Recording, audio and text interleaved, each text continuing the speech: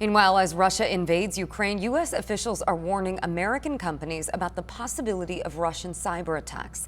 ABC 10 News anchor Derek Stahl is going in depth with two experts on how those attacks might unfold and whether San Diego could be a target. Just as Russian artillery started hitting Ukraine's largest cities, there were also signs of Russian cyber attacks. Several key Ukrainian government and financial websites went offline, including the Ministry of Foreign Affairs and the Ukrainian Federal Credit Union. Cybersecurity experts say hundreds of Ukrainian computers were hit by a new kind of malware, nicknamed Hermetic Wiper. The virus can erase all the data on a system and make a computer unusable. The Russians have already deployed the cyber offense in a limited way, but they certainly have not used the full extent of their cyber capabilities. Peter Cowie is the dean of the School of Global Policy and Strategy at UC San Diego. It seems that they're using the cyber capabilities to cause panic and disruption domestically, if in the Ukraine population as a whole, not so much as a major economic and military weapon yet. But of course, they're signaling that they have that in reserve as an option. He says there are two scenarios where Russian cyber weapons could impact the U.S. The first is unintentional spillover.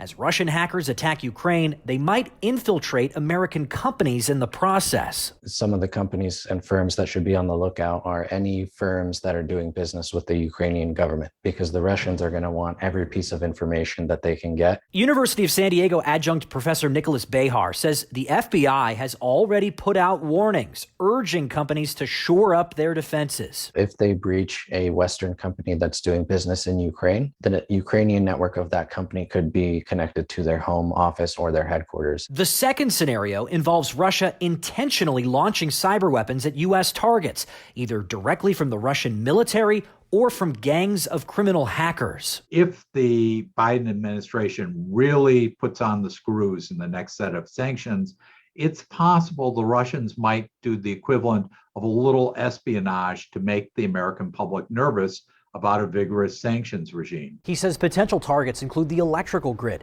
communications and mobile networks, oil and gas pipelines, water treatment facilities, and the banking system. In the terms of San Diego, it may be that we can have some comfort that the East Coast is a more attractive economic and political target than San Diego as a region. He says American infrastructure has stronger cyber defenses than it did 10 years ago, but Russia has done this before. In 2015 and 2016, Russia hacked Ukraine's power system and temporarily shut off the electricity. Derek Stahl, ABC 10 News.